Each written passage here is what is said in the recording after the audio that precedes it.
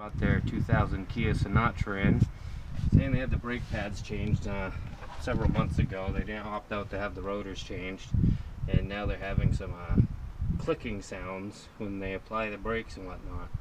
Well, I got the tire off the ground an inch here, and there's definitely something wrong in there. This is a rotor slash drum, drum e-brake, rotor brakes. And I'm going to tear this apart and we'll see what's on the inside when I get it pulled apart a little bit more.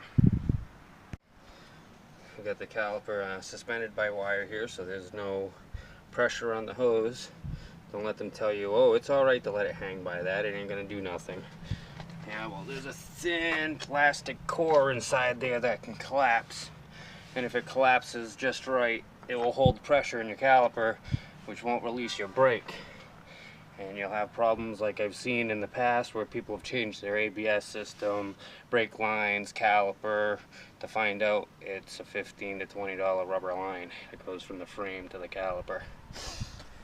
But I just released and put on the e-brake, and as you can see, the cable here is fully retracted.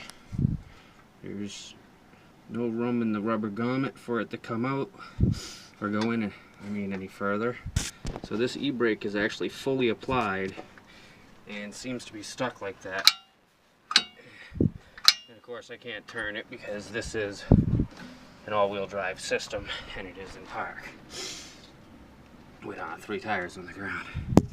So I'm going to try to free this up so I can remove the drum. Most likely it's worn in pretty bad and it's got a groove, which is preventing me from getting the drum rotor off, or to get the 2 set screws that hold the rotor drum in place out. I'll get back to you as soon as I can get this thing freed up and off. The drum rotor off. It wasn't nothing to do with the inside. Last person that did the brakes to get it to pass inspection, they went underneath, and I can see some wrenches under there, and they adjusted the e-brake cable as far as it would go, which maxed it out. There's a simple adjustment on the bottom. If they would have actually known what they were doing, they would have been able to adjust it. But as you can see, the backing plate does not have a hole for it. In the rotor here, plastic plug I pulled out, it goes right in here, is to be used to adjust that adjuster. When of course this is on the inside of here, with a small tool to get to it and spin that adjuster, which is not frozen and actually works to separate the bottom of the pads more. So when you pull the e-brake lever here, it pulls this bar, which separates the top further, therefore squeezing outwards on the inside edge of this. There's such a big lip on this edge.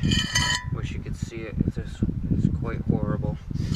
And obviously there's some other issues going on if the brake pads were changed and there's only that much wear on the back side of the rotor. Must be a little too thin. So hopefully their issue will be fixed as soon as I get this all put back together and cleaned up. I'm going to post a video in a second here after I get everything all cleaned up and put back together.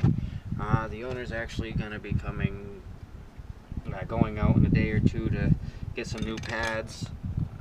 The hardware kit springs seem all in a fairly decent shape, along with the pins and clips for the pins. I mean, there's surface rust, but you know, they are what they are. They're still fairly strong and not too weak from heat.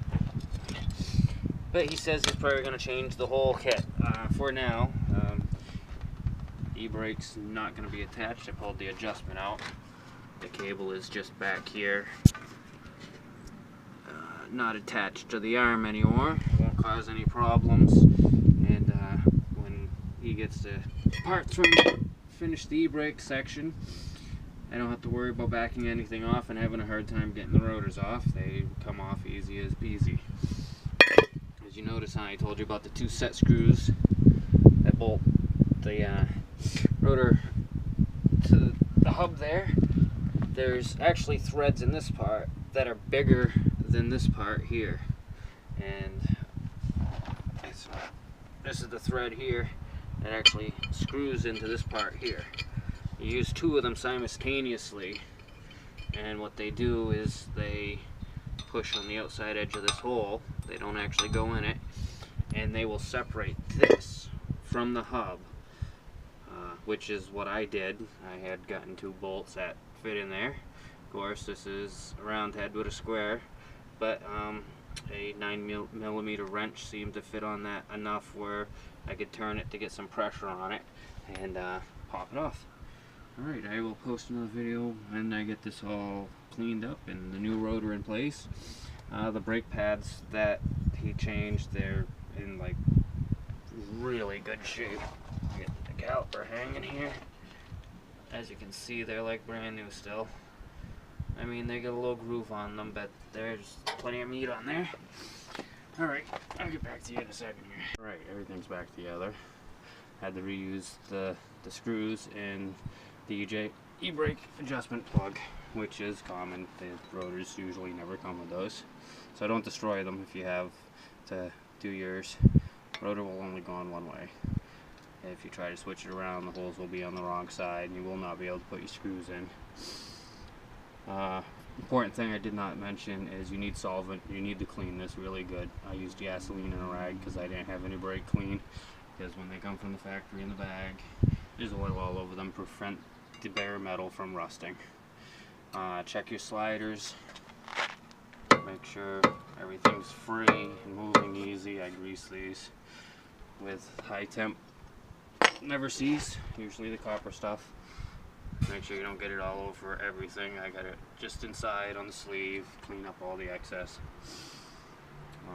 Brake pads, as you can see, or can't see, it's very little light. I like brand new. You can't really see in there. Anyways, there was lots of meat on them, so he didn't bother wanting to change those. As far as the e-brake system goes, he says he's going to buy a new hardware kit. Springs, clips, retainers, pins. I don't know if he's going to get the adjuster. It's free. I was already playing with it.